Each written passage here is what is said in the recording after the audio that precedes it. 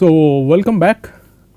As we have seen that the objective of this part of the course was that we try to understand some combustion phenomena of practical interest in a kind of a realistic configurations of an engine, in particular in an afterburner. So, what we have done is that we have described the afterburner a little bit and how it works, and then we have been going on to discuss laser based diagnostics. Okay.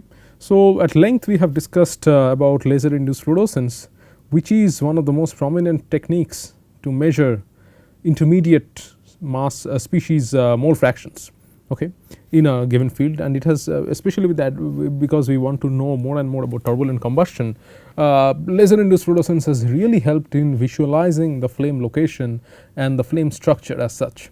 Okay. Now, that basically goes into quantifying the concentration of intermediates like OH. You can also do laser induced fluorescence of alongside OH, you can do with formaldehyde, you can do NOx, NO, you can do PLIF of CH and so on and so forth. You can also do PLIF of O atom, etc. So, PLIF you can really do of many important intermediates, and it has been a very important laser based diagnostic technique that has been used by the combustion community to basically understand the flame location and understand and resolve the flame structure. Even people have used PLIF to understand how thick is the preheat zone and how does the reaction zone structure looks like. Of course, you have to do PLIF of different intermediates and so on and so forth. So, PLIF is very important. But only PLIF is not enough, because PLIF tells you about the concentration of the intermediate. You need to know how the flow field also looks like, okay. Especially if you are working in a turbulent flow field, you invariably need to know how the flow field looks like. And the most important non-intrusive laser based diagnostic technique that has emerged as one of the most important techniques in fluid mechanics for velocity measurements is something called particle image velocimetry. So, we are going to discuss particle image velocimetry here. We will not go into as elaborate details as that of PLIF, rather we will just give a very short introduction, because this is more than the technique is of course important, but more than the physics of the technique, a large part of PIV goes into like data analysis, how you can get meaningful results out of a PIV images or the mean scattering images, but I will just give you the very basics here. Okay. So, what do you do in PIV? PIV, as the name suggests, is particle image velocimetry. It involves particles. Okay. If you look into the fluids surrounding, you cannot visualize, you cannot see, measure the velocities, you cannot visualize the fluid. Okay. The air is transparent, you cannot see air, right. So, to visualize that, you need basically first you need tracer particles. Okay. So, first thing you do is that for the flow field that we are going to measure, you put tracer particles in that, and you basically shine light on that tracer particles, and this tracer particles basically scatter light, and you capture that scattered light to know what are the locations of the tracer particles. Okay. So, suppose you get so let us consider it like this. Let us consider this flow field that we have here. This in this say tunnel, in this wind tunnel or water tunnel, you basically put particles inside like this, but you could not see that because they are not scattering lights. So, then you basically take a laser, you shine light like this through a mirror, so that it goes vertically through this plane, and then you can visualize the light, the particles immediately, because they are now scattering light. And then this, suppose this is your interrogation window which is being captured by your camera, okay, and you basically capture this image, and you get an image of basically particle positions, or particles which are scattering light at their particular positions. Okay. So, what you do is that you take in a given, after a given interval of time, you take another such image. Okay. So, in one image, suppose you have particles scattered like this. In the next image, which is taken after delta t, you get particles also scattered, but you see these particles, because there is a flow in this direction, these particles must have moved in position in the corresponding same frame, because the flow has advected them, okay, in some direction. Okay. So, then what you do is that in PIV you do not calculate the displacement of individual particles. So, what you do is that you break up this whole grid into several like parts. Each of these boxes may be like 32 cross 32 pixels, 64 cross 64 pixels, so on and so forth, and then you find out by cross correlation how much does, on average, how much does this set of particles inside a given box move in a given amount of time. Okay. So, for each particular box you get basically a displacement vector, okay, delta S vector say, and since you know how after how much of amount of time you shine the laser. So, from delta S by delta t you can get the velocity vector. Okay. So, for each box you basically get a velocity vector by combining, by finding out the displacement from these two images. So, that is what is being elucidated here.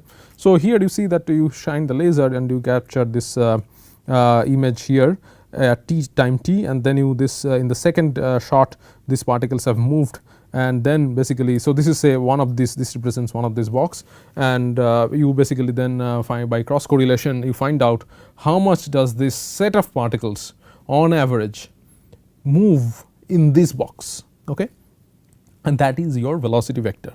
So, the most important thing is that PIV gives you the, does not give you the velocity of individual particles, it gives you the velocity field, it gives you the velocity at these boxes or at these grids, individual grids being of given number of pixels, some pixel cross some pixel, okay, 32 cross 32 pixel is a standard thing that you typically do.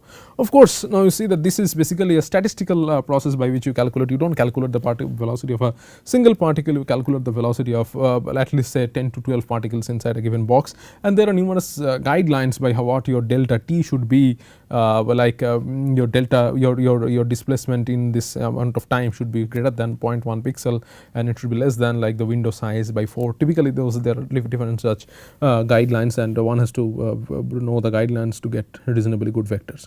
But the processing in PIV is very important. As such, the physics is just here the light matter interaction is just scattering. So, you shine light and you get the particle images, just like the way you visualize smoke, right. So, you shine light, you visualize smoke, and if you take an image you will get a picture of the smokes. Of course, you do not get individual smoke particles here, the target is to get at least you have to resolve these particles positions at that particular time, because without that you cannot obtain the velocity vector. So, it is the physics of light matter interaction is not that complicated here, like it is more involved in PLIF, where it is like real quantum mechanics is involved in laser induced fluorescence.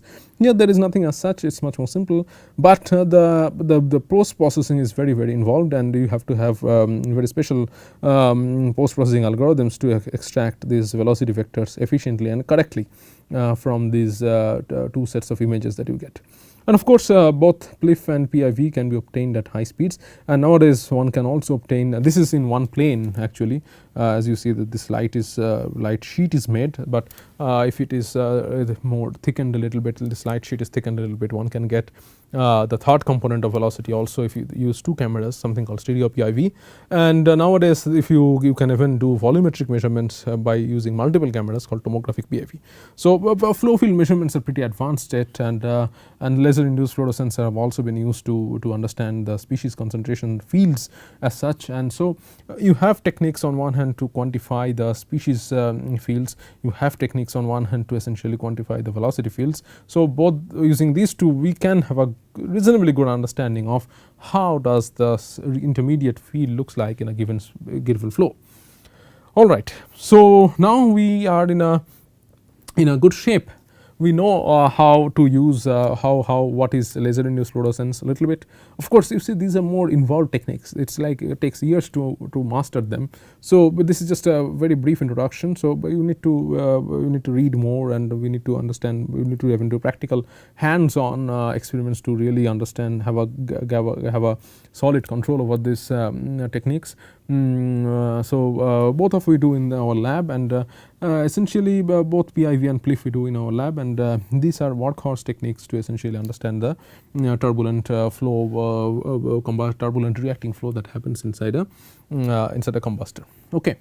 Now, let us go into the actual problem at hand, that is the Blowoff body flame whose stabilization mechanism we are interested in. So, we are interested in Blowoff body and Swirl stabilized flames. If we just discuss this a little bit. So, we have already got introduced to swirl stabilized flames. So, you see that both bluff body and swirl stabilized flames are essentially ubiquitous in propulsion and land based power generation systems. We have already seen that in the primary zone of an annular gas turbine combustor, in the main gas turbine combustor, they use swirl flames. Okay, the reason people use swirl flames is that you see the swirls as they create this bubble, and the whole spray the sprays as well as the spray cone angle as well as the flame cone angle also diverges. The resultant flame size is little bit compact. Okay. Of course, it comes as at a price of a pressure loss, but it is the flame is compact. So, as a result of that, the whole gas turbine combustor can be compact. Okay. Now, it is important to make it compact because the gas turbine combustors are very high pressure. So, you cannot have a high pressure vessel which is very big in size. It is more costly to and more difficult to have a designer or something like that. So, gas turbine combustors are made compact, and of course, they are made of very high temperature resistant materials also. So, you cannot really have a very big combustor, that is really not realistic. So, it is imperative to have gas turbine combustors compact, and for that we use swirl flames. On the other hand, there is we need the particular ramjet and turbojet afterburners, the ramjet engines and the afterburners and even scramjets use bluff body or strut type flame holders. So, all these applications you use bluff body type flame holders, which will come. Okay. So, the basic motivation behind using these either the bluff body or the swirl type flame holder is essentially same, that is either the swirl type flame holders or the bluff body type flame holders, both of them do the same thing in the sense that they create a local low velocity recirculating region. Okay. That is, they create a recirculation region. If you have a bluff body, but the physical object itself creates a recirculation region downstream. If you have a swirl, when the swirl number is pretty large, you see there is a vortex bubble breakdown that happens, and that itself creates a recirculation region. So, essentially the requirement of both the bluff body as well as the swirl swirlers are essentially the same, that they create a local recirculation region and local low velocity region. Why local low velocity region? Because once again, when you have a local low velocity regions, the flow time scales are large. When the flow time scales are large, then essentially you can expect that the flow time scales exceed over the corresponding chemical time scales, and you can have complete chemical reactions in a given recirculating flow. Okay. That is, the Darm-Collar number is very large, and as you know that to achieve steady combustion which is not prone to extinction and which can be easily ignited, you need to have Darm-Collar numbers large. So, the basic motivation behind both using a bluff body flame holder or a swirl flame or a swirler basically is to essentially create these local low velocity regions, and which has the increased flow residence time, and also this local low velocity recirculation regions essentially recirculates bond products. Okay. So, when you have bond product recirculating, you can have these bond products come in contact like physically or through diffusion, I mean both through advection or through diffusion come in contact with the fresh reactants, and they can act as an ignition source to essentially sustain the reactions in otherwise high speed flow. So, this is why you need either some kind of a flame stabilizer to basically sustain reactions in high speed flows. So, now the thing is that when this does not happen, okay, even despite the best intentions in a downstream of a flame holder, suppose when the flame is taking when the aircraft is taking a sharp turn, or it is like doing a sharp climb, because of the very fast acceleration of the air inside the combustor, you can have flame blow off. Okay. So, like this kind of a situation. Okay. So, you see this SR-71 aircraft, by the way SR-71 is one of the best aircrafts manufactured or created in the history of mankind. So, while this SR-71 is taking a sharp turn, you see this flame has blown off from this engine. Now, of course, you do not want a situation like this, because, and of course, you first of all you do not want a flame blow off like this, and even if the flame blows off, you need to have quick ignition, because you do not, because if the flame blows out and you cannot have quick ignition, then essentially there is no power inside the engine. Okay. There is no chemical to thermal energy conversion, and then it can lead to a catastrophic failure of the whole aircraft. So, blow off, we do not want blow off at all. Okay. So, blow off must be avoided. So, why? So, the question is that why does blow off happen in first place? Okay. Now, first you need to understand that even if we create a bluff body flame holder, it is only within a certain range of conditions which is governed by interplay of fluid mechanics and kinetics one can stabilize a bluff body, one can stabilize a flame by using a bluff body. Okay.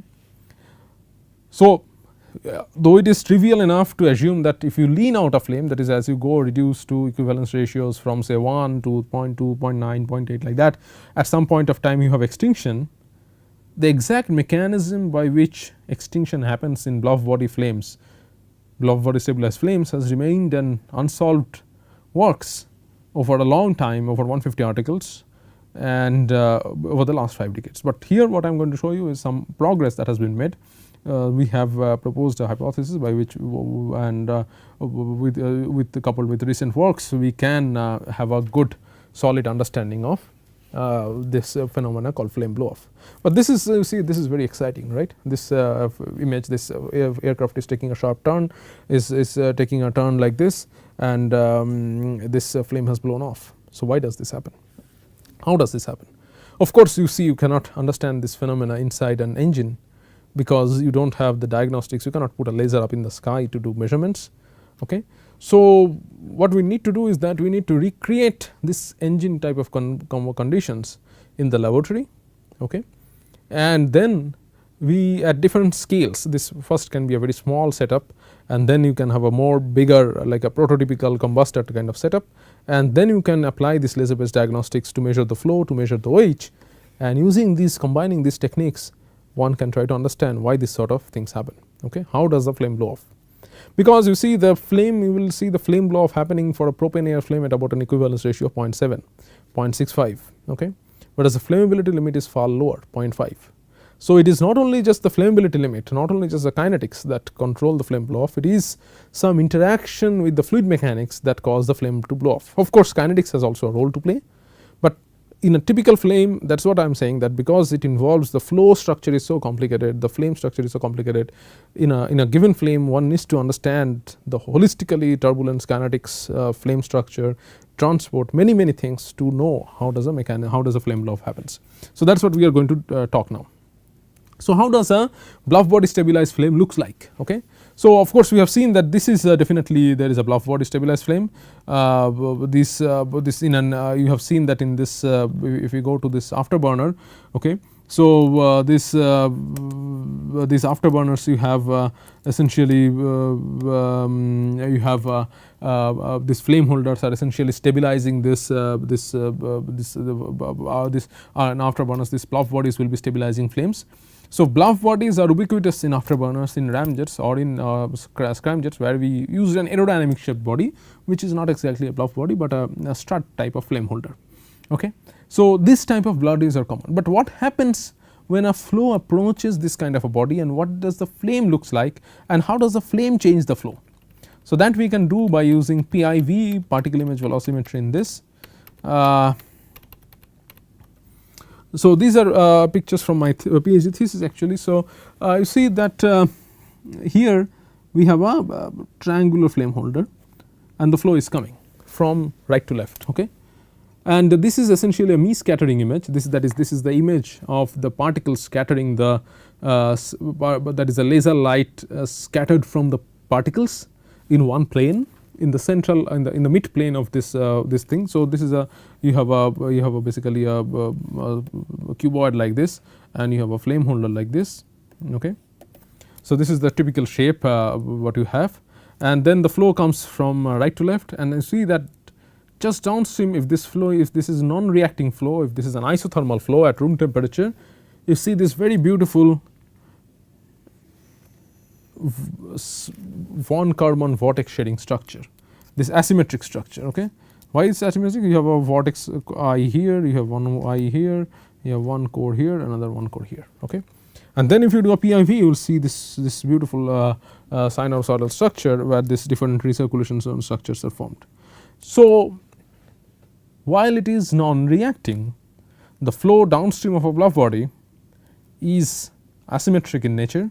It is characterized by von Karman vortex shedding when the Reynolds number is greater than about 70. Okay. And this is essentially a manifestation of absolute instability. Okay. There can be two types of instabilities, absolute and convective. So, this is a manifestation of the absolute instability. Okay. Now, when you have a flame stabilized along the shear layers, okay, but okay, before that, in here what you have is essentially you have in the near field you have this symmetric Kelvin-Helmholtz vortex shedding, and in the far field, okay, you have this asymmetric von Karman vortex shedding. Okay. So,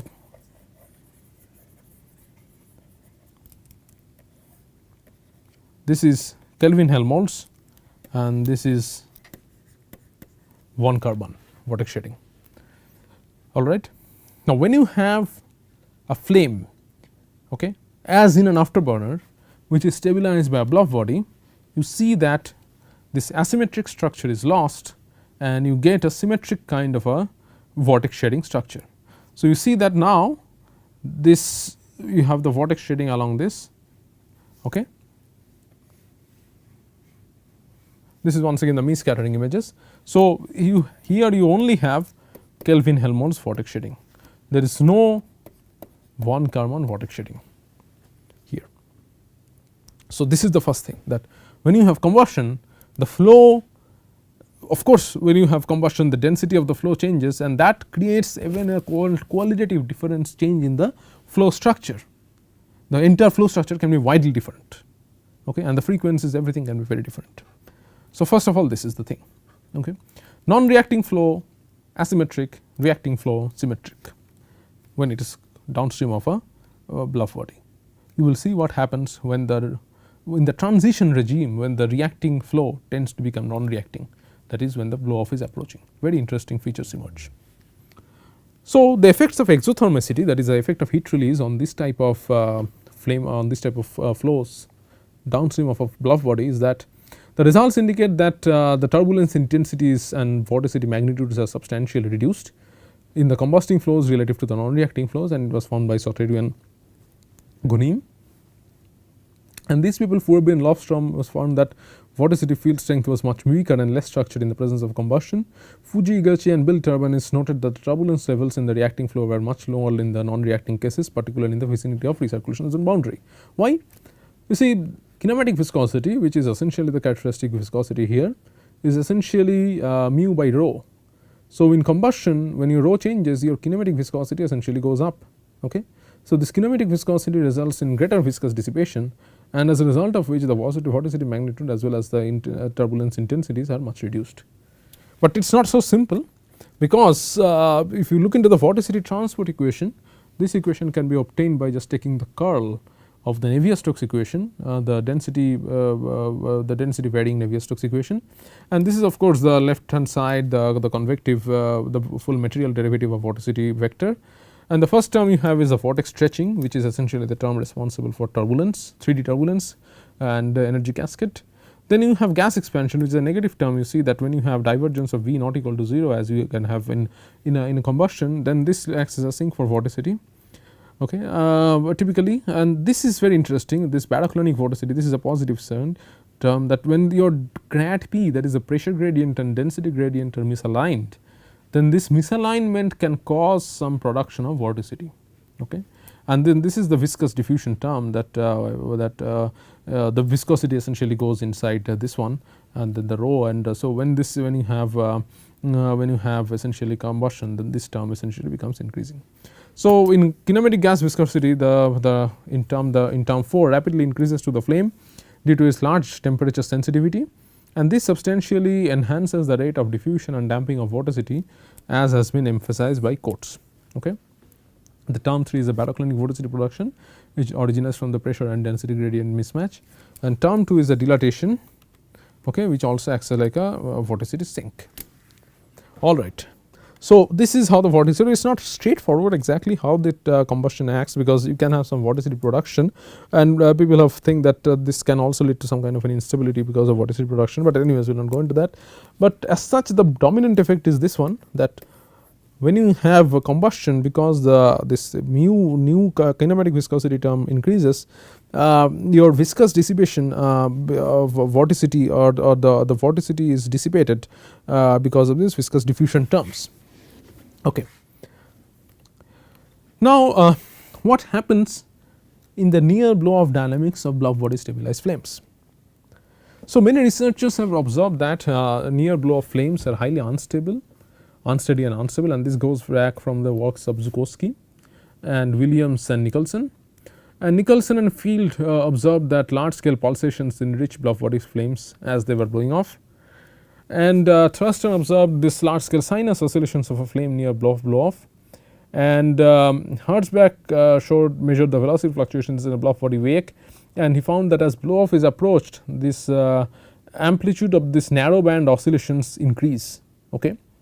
And recent number of recent works by Nair and Lewin and Kiel et al. Have also looked into this dynamics, and found that as blow-off is approached, there is a tendency for the flame to become more and more sinus in shape, and the vortex shedding essentially shifts from this symmetric vortex shedding to this asymmetric vortex shedding. Okay. So, this has been the very brief literature review of what happens near the blow-off dynamics of Blowoff body stabilized flames. So, what is the view on blow-off? Why does blow-off happen? So, Longwell said that blow-off is essentially an imbalance in the rate of entrainment of reactants. That is, if you consider this recirculation zone. So, this is if you say that this is the recirculation zone. So, let us define the recirculation zone. So, the flow here, you see that this is the recirculation zone where the flow goes like this and it recirculates. Okay. So, say here this is typically the recirculation zone. Of course, in the flame this is your recirculation zone size increases. So, we say that this is the recirculation zone and we represent it by RZ, recirculation zone. Okay. And here this is the recirculation zone. Okay. So, he found that he said that let us consider the recirculation zone as a perfectly starred reactor. And Longwell said that blow-off happens due to imbalance in the rate of entrainment of reactants. Okay. And Williams, Hottel, they said that there is insufficient supply of heat release to the fresh gases, that the fresh gases are not getting enough heat supply. Okay. Whereas the first one said that the rate of entrainment of reactants, so the amount of heat released and the amount of heat chemical enthalpy coming in, there is a somehow balance and there is a more loss term. So, that is why the flame blows off. Zukowski said that the insufficient contact time. So, he considered that the hot products essentially acts as an ignition source to the fresh mixture, and he said that because when the flow speed is very high, then the contact time between the fresh mixture and the shear layer may not be the contact time between the hot burnt gases and the fresh mixture may not be large, and along the shear layers, and as a result flame can blow off. And Yamaguchi said that it can be considered as an extinction of a strained flamelet. But none of these studies connected the different stages of flame blow-off, that is, they did not connect the early stage of flame blow-off dynamics with the final blow-off event, and as a result the complete mechanism was lacking. So, we will go on to in the next class we will go on to more contemporary works which discusses how the blow-off mechanism can be exactly understood. So, till then, thank you.